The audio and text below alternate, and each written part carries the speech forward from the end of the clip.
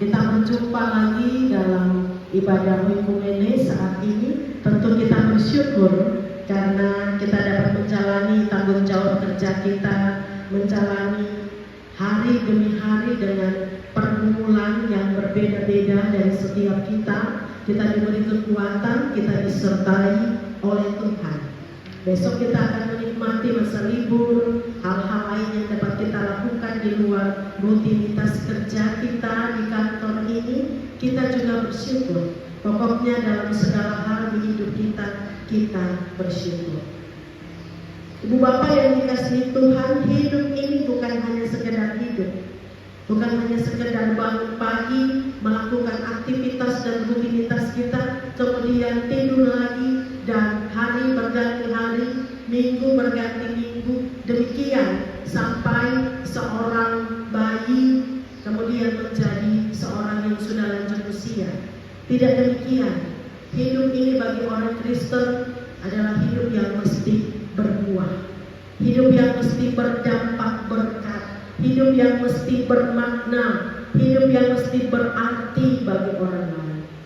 Nah, bacaan kita tadi di dalam kitab Injil Yohanes pasal 15 ayat 1 sampai 8 bicara tentang pokok anggur yang benar. Yesus adalah pokok anggur yang benar.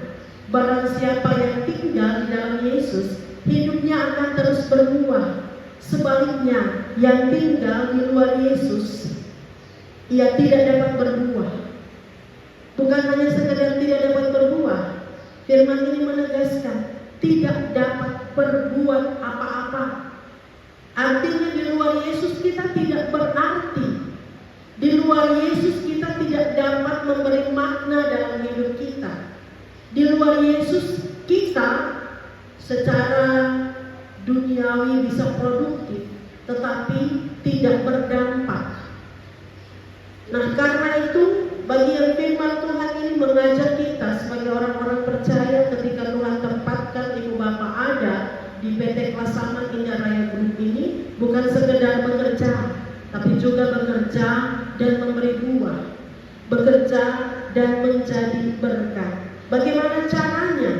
Di dalam bacaan kita ini disebutkan bahwa pertama kita memberi hidup untuk dipelihara oleh sang tukang kebun, yaitu Allah Bapa sendiri yang memberi pertumbuhan dalam hidup dan pekerjaan kita.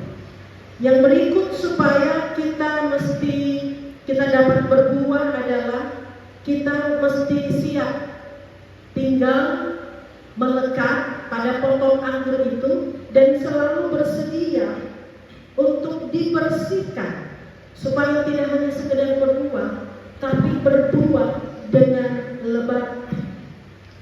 Kita sudah bersih karena kita menerima firman-Nya. Tetapi apakah firman-Nya itu memberi dampak dalam hidup kita? Kita mesti memberi diri untuk dibentuk, untuk dibersihkan, untuk diproses oleh Tuhan. Nah, bacaan kita ini menegaskan soal tinggal di dalam Yesus. Sebab dengan tinggal di dalam Yesus, cara dapat berbuah. Cara itu adalah kita. Kita tidak dapat berbuah dari diri kita sendiri.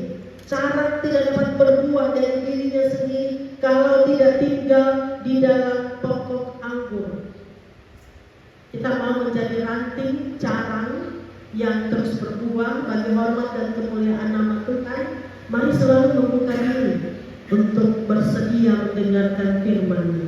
Kalau kita mengeraskan hati dari firman Tuhan, kalau kita menganggap bahwa hidup dapat kita jalani dengan kekuatan kita tanpa perlu Tuhan di hidup kita. Ingat ibu bapak saudara, hidup ini singkat saja. Seperti bunga yang berkembang di waktu pagi dan akan layu di waktu sore. Kita bisa melihat sekeliling kita. Ada yang hidup hari ini, sehat hari ini, tetapi bisa besok kita kaget mendengar kabar sudah meninggal dunia.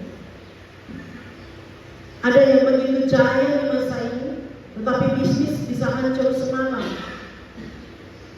Jadi pegangan kita yang kuat yang membuat kita akan terus bertumbuh, berbuah-buah yang lebat dan menjadi berkat berkat bagi banyak orang adalah apabila kita tinggal di dalam Yesus. Bahkan ketika kita tinggal di dalam Yesus, kita kuat.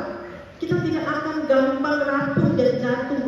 Dengan tinggal di dalam Yesus, kita bukan sekedar berbuah, tapi kita menjadi ranting atau carang yang kuat. Sebaliknya di luar Yesus, ranting itu, carang itu akan menjadi kering, dipotong, kemudian dibuang dan dibakar. Hidup kita sia-sia. Jadi pertanyaan penting untuk kita saat ini, kita di tengah-tengah kesibukan kerja selalu punya waktu, sekarang kurang lebih 2 minggu sekali kita berjumpa dalam persekutuan ini. Ada yang selalu setia, tetapi ada yang bisa jadi malas tahu. Pertanyaan penting untuk kita, mana yang mau kita pilih? Tinggal di dalam Yesus ataukah di luar Yesus? Jangan kita beranggapan bahwa kita sehat hari ini, karena itu kita masih dapat menjalani hidup menurut maunya kita. Tidak, Bapak Saudara. Firman Tuhan bagi kita ini bahkan memberi kita sebuah jaminan ketika kita tinggal di dalam Yesus. Mintalah apa yang kamu kehendaki, itu akan diberikan.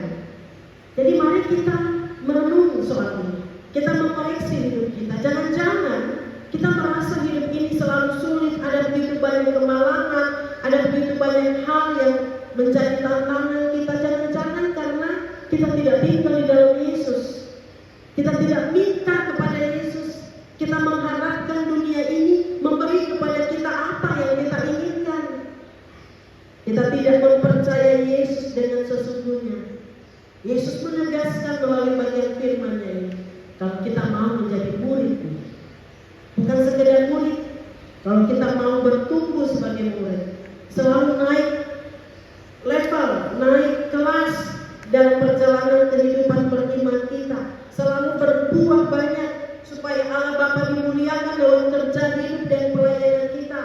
Maka tinggallah di dalam Yesus, jadilah muridnya, setia dan belajar firman-Nya. Hidup kita akan terus berbuah dan berdampak. Tuhan memberkati kita dengan firman-Nya. Berbahagialah kita ketika kita menjadi pribadi-pribadi yang selalu setia di tengah-tengah ketidaksetiaan orang-orang di sekitar kita. Kita mau selalu setia di dalam Yesus, menjadi carang yang selalu bersedia dibersihkan. Tuhan dalam kemuliaan, kekayaan, kemurahan-Nya akan terus melimpahkan berkat-Nya. Kita terus berbuah bagi hormat dan kemuliaan Tuhan. Amin.